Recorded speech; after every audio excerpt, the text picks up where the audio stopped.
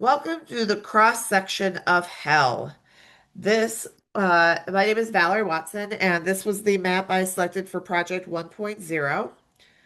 So, the cross section of hell, first of all, was something I was interested in for the mere fact that I love a little bit of religious history tied in with art history and all of it because I believe everything ties back to some kind of religious belief. So that is why I chose this wonderful map. So this map was actually made by a man called Michelangelo uh, Caetani, created this cross section of hell in 1855.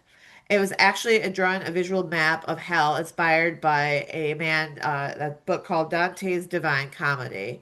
It provides today's collections. Today, it's actually preserved in a collection at Cornell University Library.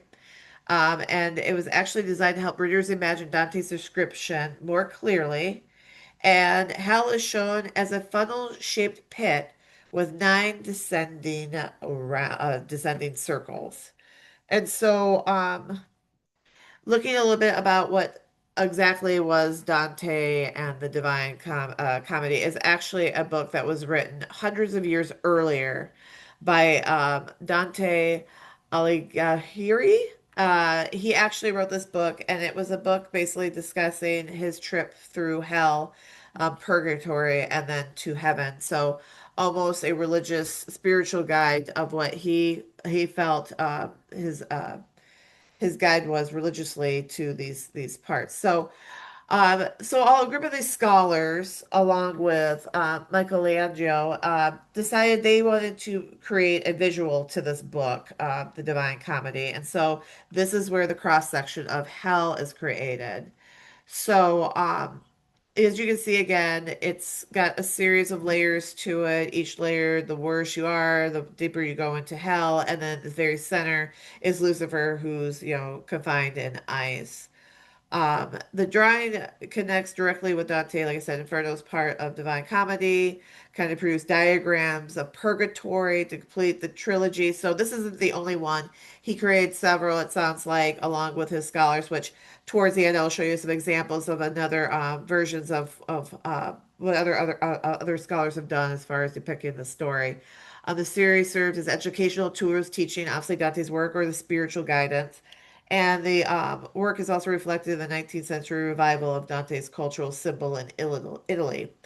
So again, the fellow shape of the diagram measures you down to hell, and the map also refers to medieval Christian values. Again, um, something that I also believe is still present in religion.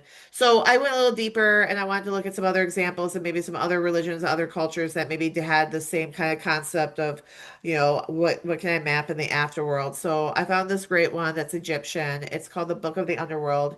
It's actually a painted map of tombs, showing, how the god Ra had the journey through, the underworld and, all these things that they travel to just to get to this rebirth after death. So, um, this one's another example of another culture. This was actually Christianity, but this one is more of another pathway of like follow this to your salvation.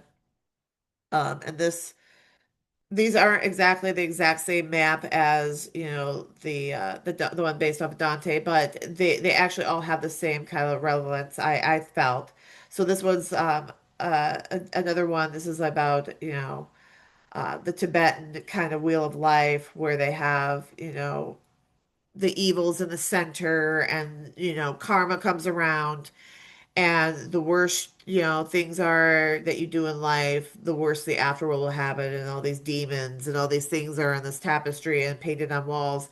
And so, again, it doesn't just it's something that I feel like will always be an unsolved mystery. So this one's called the Underworld, and this is an Aztec map of how they ended up into the afterworld and like what they depicted as hell and heaven. And so um, my final thoughts. I know I only have so much time to do this video, but what I take away from this, the great thing about this map is it's a really unsolved map. It's an unsolved mystery. These are, some other examples I told you earlier of the exact same concept of following Dante's vision of this is what hell looks like as you go down, and the purgatory and the ideas of what comes after. And so it's really more of a religious, a spiritual map. And so I don't think you could ever really fully get a successful map since you can't really measure spirituality as you would maybe as you would do a land map. So um, this map I feel like could also be seen 100 years from now and still actually play a very major role in directing people. So um, again, love the map, love the project. I really hope that people look a little bit more into not just the physical maps of geography, but also look at maps that just also, like I said, this was a spiritual one. So I hope you liked it, and thank you so much.